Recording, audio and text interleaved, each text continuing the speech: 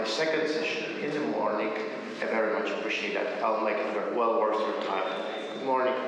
My name is Kasper Szymanski, and for those of you who have not had the opportunity to listen to my yesterday case studies, I used to work for Google Search, matter of fact speaking, so I'm talking from the horse's mouth. I actually know what I'm talking about when referring to how search works.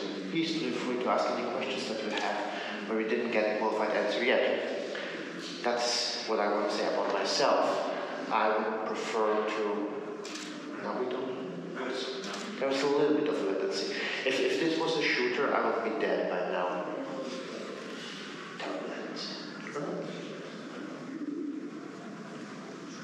There we go. Okay, cool. So, I want to talk about how to rank affiliate websites, and I don't have any slides. I would like to spend as much time as possible talking what you really care about. But one thing is really important for our mindset.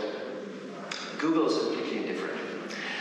Frequently when I talk to affiliate website operators, and I have the privilege, the opportunity to talk to prospective clients an awful lot, they seem to be under the impression that Google doesn't like them much, almost as an adversary. And that's absolutely not the case. Google also doesn't love affiliate websites. They simply do not care. And also affiliate websites are not particular from a Google perspective. Google doesn't care about any website whatsoever. They care about making money, and the vehicle towards making money is, of course, their users. So Google isn't in love with you, Google doesn't hate you, Google just doesn't care. Why? I think the more important slide, it's straightforward, right? Why ranking affiliate websites? Because there's actually a boatload of money to be made with affiliate websites. This is one of the main reasons why we're all here. Now, I want to talk for a moment about how, not the majority, but a lot of operators that have affiliate websites do it. And this is kind of representative. The stormtroopers, they all look kind of the same.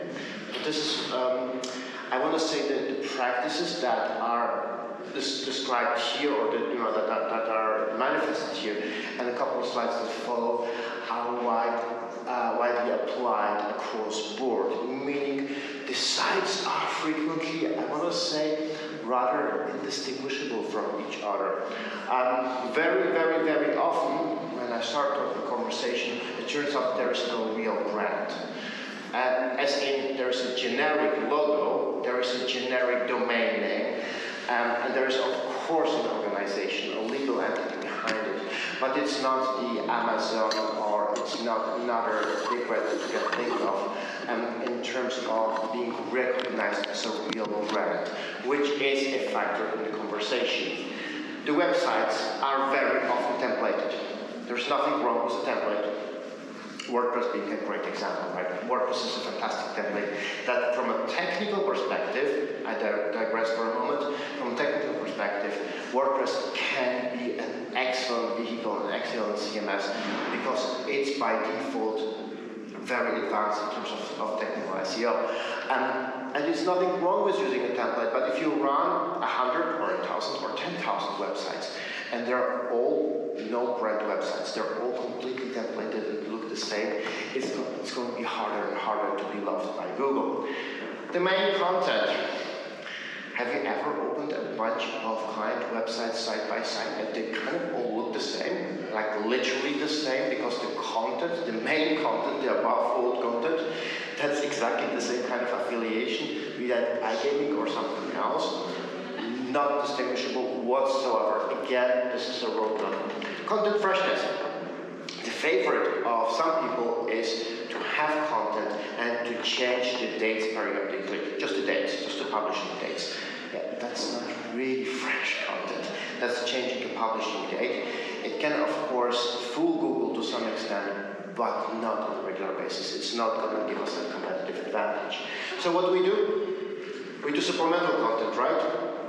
Supplemental content being an awful lot of blogs. We talked about that to some extent yesterday. But when talking about affiliate websites, the current trend, other than using AI to generate content, we can talk about that if you care later as well. I think it's kind of interesting.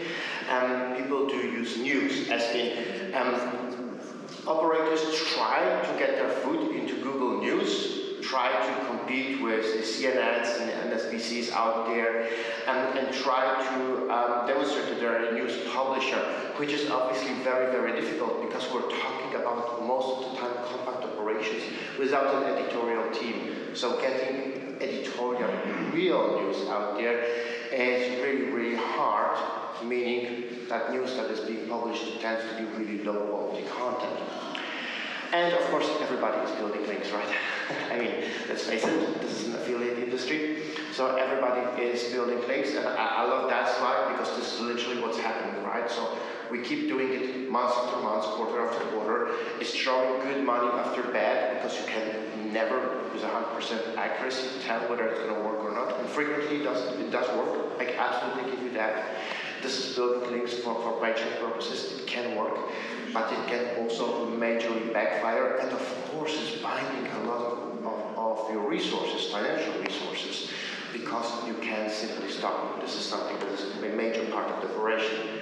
Last but not least, many of the operators put all their eggs in one basket, meaning they have those templated websites that are non-branded on top of that with almost identical content, which generally are on the same Google Search Console. All of their technical signals, all of their host signals are pretty much identical. It's not hard to identify the fact that there's a whole network of websites that add little or no value from a Google perspective. So this is status quo. That of course leads to this situation because our industry, not just affiliate operators, but the SEO industry, we tend to be obsessed about Google updates, specifically the next Google update. This is the reason why I said that on LinkedIn yesterday that the next update is coming. It was not a lie. I actually went to my former colleagues at Google, at the Google office in Warsaw to have a coffee. They didn't tell me there's going to be a new update, but it's a fact. It's coming. There are several per day, so it was not a lie. There is several updates every day. So this is what a lot of operators do. Right? They fret the next big one. It's like a dozen or so really big updates every year. And of course, this is a serious source of distress because content quality signals of these websites tend to be rather on the low side. I did a quick count, rough count, right? So this is, don't quote me on the number, but up until today, roughly 380 updates this year so far. Sorry, not 300, 3,200 updates so far up until today. You see there's a lot of updates. I do not want to be one of the people that goes like, oh my god, there is an update coming today. Am I going to have any traffic force that is force coming tomorrow, right? This is problematic. So this thing is not my friend today. Guys. Shall we put maybe new? There we go. There we go. Cheers. So this operating affiliate websites, like described here, it's almost by default to Google Webmaster Guideline violations. And Google Webmaster Guidelines, I refer to the old name because I think it's much cooler and much more descriptive. They're being called Google Search Essentials. In essence, operating affiliate websites in this manner is by default at odds with Google, and it of course puts us in a risk situation. The one potential outcome that we can anticipate is a Google penalty. It's not the only one, of course, because there's also technical signals, but Google penalty, aka Google manual spam action, as Google refers to that, and that is essentially a manual slap on the wrist for thin content. It can be combined with buying links, so the website can be penalized for many things at the same time. For instance, thin content, buying links at the same time, buying links at past mentioned, and of course something that needs to be dealt with, and this is something that majorly holds back the website and effectively preventing it from generating any revenue. And this is all scary prospects, right? What you actually came here for is a silver bullet. You didn't come here to listen to me saying how other people do it, because I know you do it much better, but how other people do it. You came here for the silver bullet. So I'm going to first disappoint you a little bit, but you won't be disappointed when you walk out. There is no silver bullet that can be applied across the board, right? But there are a couple of things that are actually better yet. I really do believe that operating affiliate website is no rocket science. It's not that complex at many, many levels. At a very, very basic level, it is about signals. We had that slide yesterday. So this is the only redundant slide, by the way. Ranking a website is all about the signals that Google and Bing pick up, both technical content and also automated signals, and we want to mitigate these. And the following slides are what really counts. And I did mention previously, it's not rocket science. It really isn't, because a lot of affiliate websites do not demonstrate that they are a real operation. They do not demonstrate that they are a brick-and-mortar company, not even having a company name or a company address. This is not complex SEO.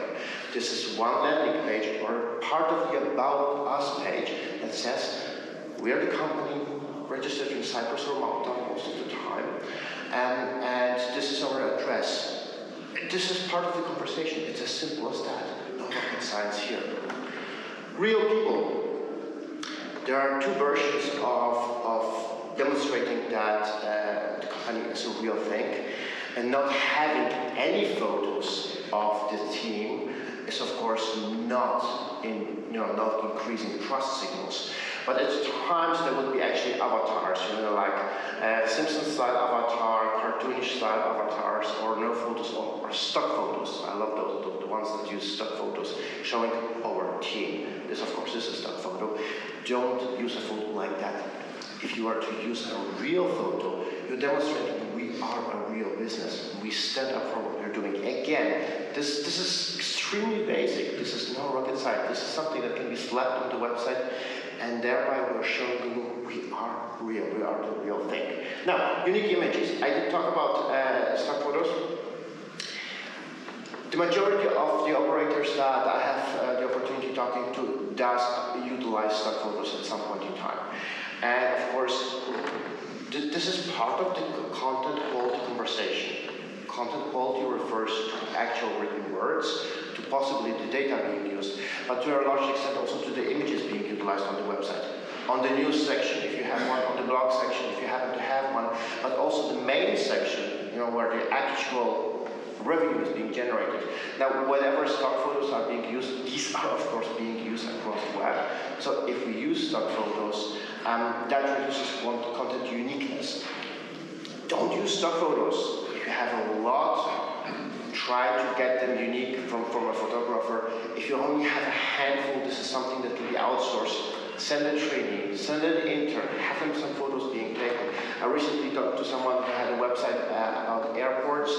It was a no-brainer to just go to the airport and take those photos because they were original as in comparison to the stock photos that are being utilized. Again, not complex, is it? This is something that is slightly more advanced than having your company's name and your company's address and your company's team on the website. A little bit more work, but again, no rocket science.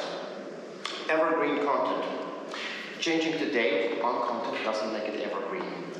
The vast majority of operators likes high frequency in terms of publications. So daily publications of articles that are roughly 5 minutes reading time. The opposite to that strategy is to have evergreen content. Evergreen content is actually in depth.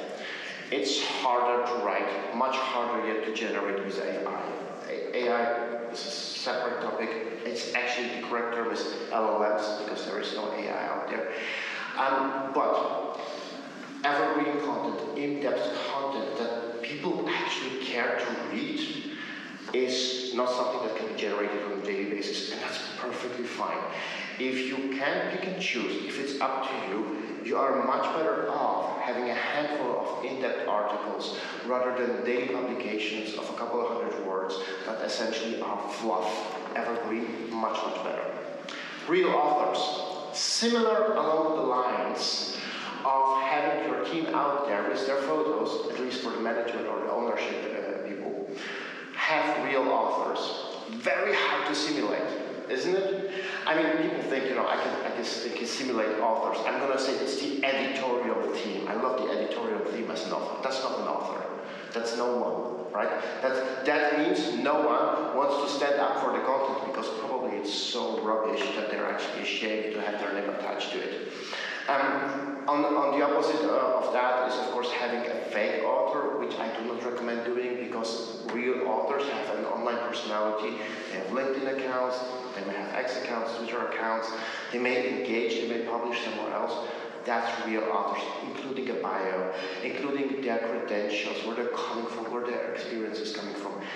Once more, this is not complex. This is not advanced SEO. This is something that can be arranged and published relatively swiftly. Structured data. The vast majority of people doesn't use structured data yet. If you use structured data, whatever your vertical seems to be, you can make sure Google better understands your websites. Slightly more advanced. Really, the difference isn't that big. Structured data is not that complex. Mark up your website if you can. It will help you stand out in comparison to the vast majority of affiliate websites out there. Now it's starting to get a little bit more complex, but really just a tiny little bit. Proprietary data. When we talk about content and content signals, most people think of written text, and some include images, and that's accurate. Written text is content and is a factor, so are images. But as an operation, as a company, you will be aggregating data. You will understand the popularity, especially if you have server logs, you can tell when are certain bits and pieces of my website more popular. There is seasonality, for instance. There is popularity in terms of how often something is being clicked. That's proprietary data, that's just yours. Only you have access to that, no one else. Use it. Paint beautiful graphs on your website, in-context graphs that help people understand what your content is about and give them a broader context. Something that can help them also to be pushed towards the direction of making the actual sale, of actually committing to something. Proprietary data often lies dormant, is not being utilized at all. There is, of course, a cost associated with utilizing proprietary data, with having those graphs painted, but it is something that is hard to emulate for your competitors, so that gives you a real competitive edge. Proprietary data really improves content signals. Commercial intent. This is a hard one, easy to implement, people hate it. So, on mobile, what's the first thing that your landing pages show? I'm going to be the devil's advocate here now. There is boilerplate with a home. There is a giant image that is actually for the desktop version of the website. So on mobile, it's being cropped. And it only shows literally that much of the head of the people of the image. And that's it, and there's a banner below it. Now, why is that bad? Because Google loves the above-fold content. It prioritizes the above-fold content. So this is prime real estate. If there is nothing really that is deemed added value as far as Google is concerned, that's problematic. You know above fold, right? It's like a magazine. It's from the old days when magazines were printed. So above fold, premium, if you open it, below fold, not so good. So, of course, it is much better from a conversion point of view to have viable commercial intent, ads, banners above fold. Unfortunately, at the same time, it is also a Google Webmaster Guideline violation. So if on mobile, above fold is plastered with what Google considers commercial intent, that's really rather problematic. That's going to make your rankings tank. So it is a conversation that I have on a regular basis, and most of the time it goes somewhere along those lines of, if we have that content move down, our conversion will go down. Yes, it's a distinct risk. However, your SEO signals will massively improve. This is a policy that has been in place on Google sites since 2012. Have distinct websites? Really? Most people in our vertical, in our industry, operate a multitude of websites. If they all look and feel the same, chances are they're going to be less visible, simply for the reason because they are all pretty much the same. So have distinct websites that are distinguishable from each other. They can be still under the same brand, but they should cater to different audiences. They should have their respective unique selling proposition. This is along the lines of avoiding having all of your eggs in one basket. And I've said that one already. already. This is really, really, really important. There's actually a superb article on unique selling proposition. I'm going to share that on LinkedIn later. It's been penned by the other co-founder of our company, Philly Wiese. Has anybody here met Philly Wiese? You would remember if you had. Giant, bearded man, Dutchman. Okay. Go to a conference where he speaks at. Just don't get there now because he's speaking today in the US, so you will be here with me. So Philip penned an article that I think is actually really rather unique in our industry. It is about unique selling proposition. It is about how to build your SEO strategy around the one thing that makes your website special. And unfortunately, in the affiliate industry, a lot of websites have a hard time identifying what's really unique about them. But this is at odds with Google policy. Google stands at that notion that websites that perform for any respective query or any topic, they have to provide something unique, something not readily available elsewhere. That unique selling proposition is really important. The article is really rather longish, but in a nutshell, it basically says, say in the title and description, as well as on the website, what you're doing better than everyone else. It can be the selection, it can be that you're loading fastest. You would be surprised, but people don't really have much patience. So if you say, I have the best code and you can have it in, I don't know, whatever is a good time, 2 seconds, that could be a part of your unique selling proposition. It could be the biggest community out there. It can be a multitude of things, but just say it. It will really make a difference in terms of ranking affiliate websites. And think of user signals. User signals are a high priority. It's not the ultimate signal, but it is definitely a high priority signal. Meaning, if you provide a website that users love, Google tends to love you. Have you ever encountered a situation where you're looking for something and the website that ranks really looks like 1998? And you end up asking yourself, why is this even ranking? I mean, this hasn't been obviously optimized. Like HTML or PHP websites from way back. Why would this even rank? And often the answer is because users kind of like it. It might have been back in the days the first mover. Users are familiar with the brand and they keep going to it. Google tends to like websites that are popular with users. It comes down to user data, to user behavior that is being recorded. When users see a website that they're familiar with, that they're comfortable with, they tend to click on it. And that click data is being factored in. Being liked by users is a huge advantage.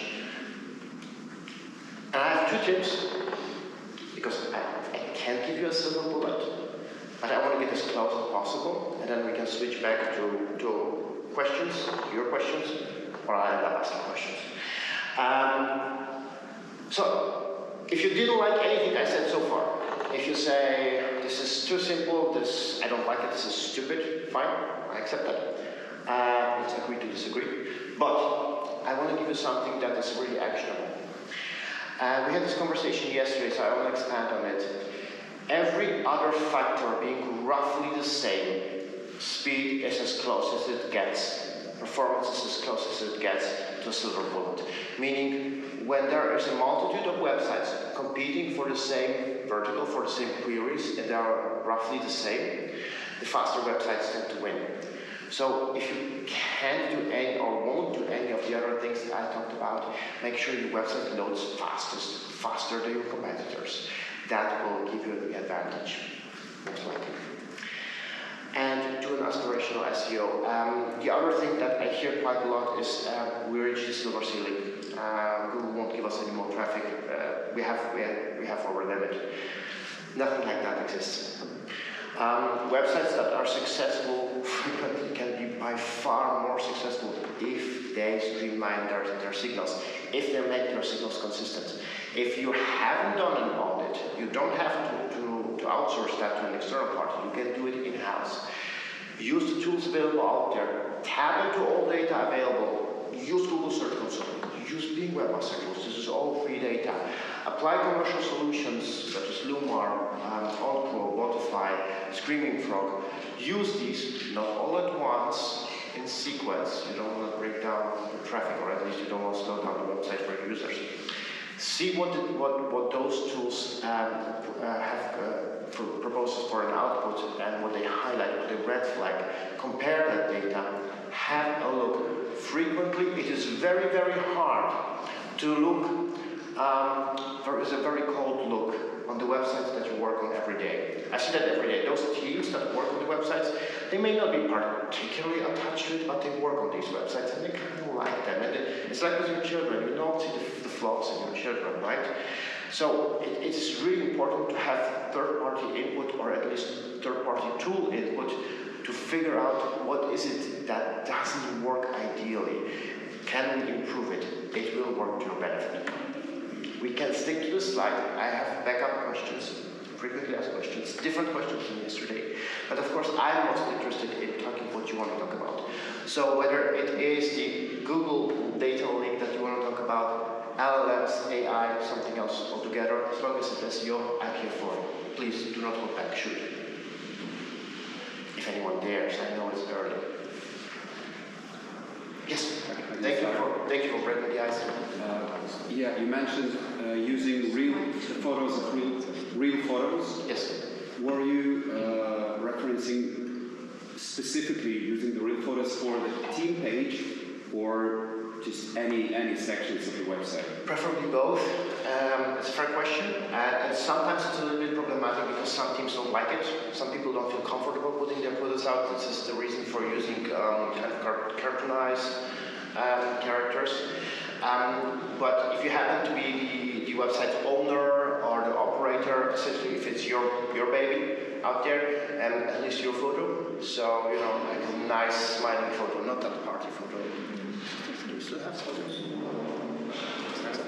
Not really, right? But my voice is moving enough. Did you guys do anything?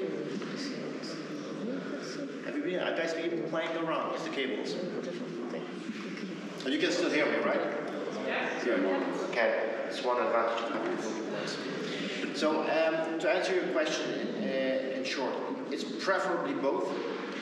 With the staff photo, you obviously need to have their consent. But cross-board on the website, there will be photos that do not depict humans, whatever your vertical is. And in this instance, use real photos if you can. Some companies, even large companies with millions and millions of landing pages, in travel industry being one of my favorite, they would send out their photographers, of course not to the entire portfolio of hotels that they have out there, but at least to the main ones, just so that they stand out, so they don't have the exact same images as everyone else.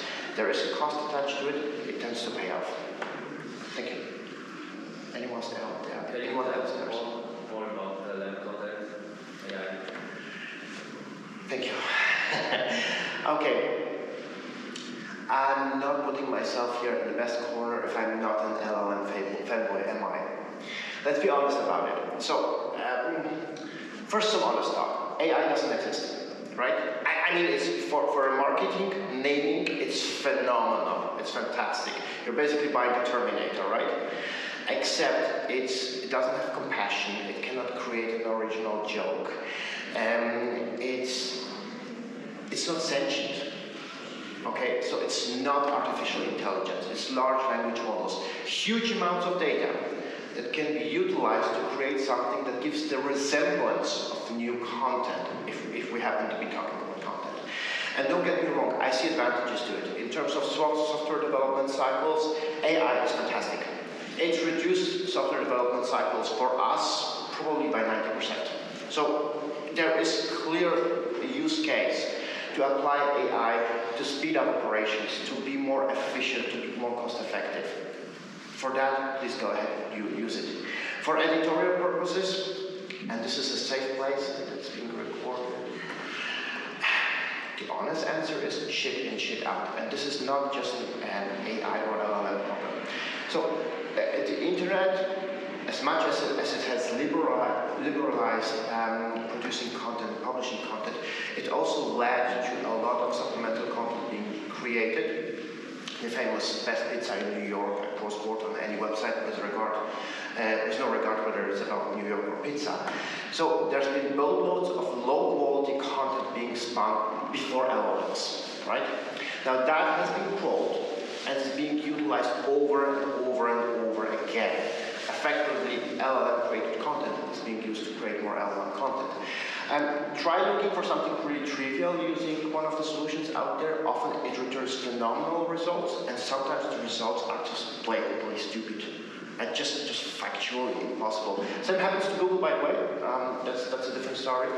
But if you contemplate utilizing LLM solutions for content generation, a word of advice: use editorial oversight at the end of the process. I generally have not seen results where I would say, okay, I'm comfortable publishing that piece of content that has been generated under my name, simply because the quality was so, not even so low, it just showed it was not humanly written. You can tell, the users can tell. So there are fair applications of LLMs, absolutely, and there are areas where it basically doesn't live up to the highest standards. It's a business decision in the end. Cool, thanks. Anyone else? Catch number of friends? Yes, sir. Can you please elaborate on why link building is earning money? Well, I wish you had been around for yesterday's session because we had a longer part, but it's perfectly fine. Also, no problem. I don't like it. Link building. Google, of course, does factor in links that pass PageRank. This part of the calculation. It's a big part of the original formula. PageRank being, of course, an internal Google factor that is not publicly available. Now, I think you guys are kicking cables around, are you not? He is kicking the cables around. Many websites for many years have been building links for the purpose of accumulating as much PageRank as possible. So Google would notice, so eventually this would be factored into the calculation, so eventually their rankings would go up, so ultimately there would be more relevant traffic forthcoming that can generate conversion, right? So several steps if you want. And this is something that can very well work. I have seen it recently work actually better than in previous years. But it is also something that is very much in violation of Google Webmaster Guidelines. Google insists that the links must be merit-based, which is kind of schizophrenic if you think about it, because if you make it a factor, obviously people will be building links. And people do that, be that via press releases, building links via directories, guest posts, you name it, using good sites and bad, so using expired domains to build links.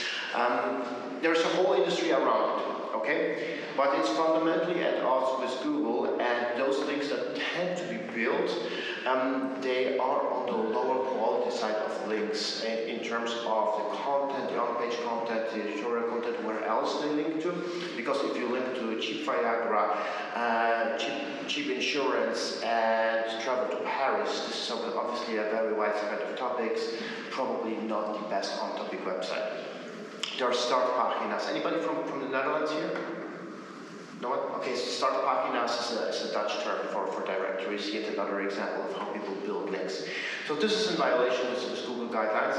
And if we happen to be doing that, we're magnifying the risks of Google's wrath, and manual spam action being, or manual penalty being one consequence, one possible consequence. Now the other reason is that you have to continuously doing it in order to kind of increase your backlink volume.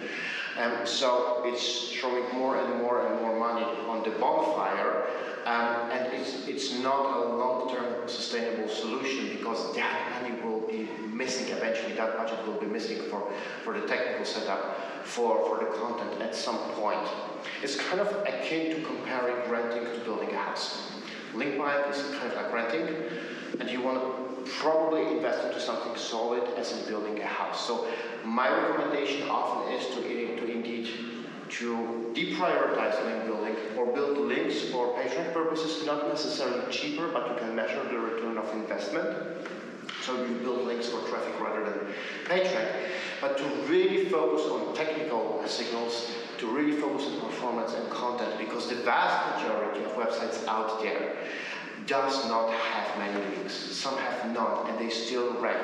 Websites are found with links, yes, but they do not rank just because of links. They rank for other reasons as well.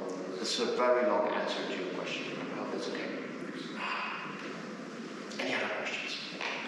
And Zoltan, you will tell me if I'm running close to, because we have 10 minutes, okay? We have 10 minutes, so if I keep answering questions like that, that's one more question. And I'll try to be concise. Is there coffee there after? No? Okay, so you don't need to rush. Another keynote. Another keynote. Would you guys care for the questions I had previously? Frequently asked questions that I recorded? Cool. Do that. So is there a limit to traffic for websites? I kind of answered that one previously, but this is one that pops up time and time again. There is no glass ceiling. Google literally doesn't care how much traffic you get. This is not part of their concern. They are much more concerned with their revenue. So if you happen to be the most popular website for a given vertical, you can shovel as much traffic as you can handle. As you can handle being very important here, because your servers need to be able to actually handle that traffic. If server performance goes down, that's a different story. What's the most important SEO signal? It really depends on the website. I would say if I had to pick the two most important signals, that's performance, website performance, and user signals. That being said, if you have those two perfectly in place and everything else looks really bad, as in you happen to be mixing up canonicals with no index, the website's still not going to perform. It's not quite as simple as that. It really has to be a situation in order to perform. The signals need to be concise, they need to be consistent. So yes, user signals very important, performance very important, but of course you need to make sure that the website is incrawlable and indexable to begin with. Is traffic an SEO factor? Anyone believes that? Okay, it's not, but I get that question all the time. So I get so much traffic, and my competitor, they're getting so little traffic. One wonders how they get that information, and why doesn't Google like my website, or why do they like my competitor's website? It's not. Okay, analytics is being utilized, or any other solution out there. Any of those are only being utilized by a fraction of the web out there. It wouldn't make sense to make that a factor. So the actual traffic or interaction on the website is not part of the conversation. How to optimize a network of websites? That's a complicated question, isn't it? It depends. It's hard. How large is the network? Because 10 websites is a network already. So 10 websites can be quite manageable. 10,000 websites is a different story altogether.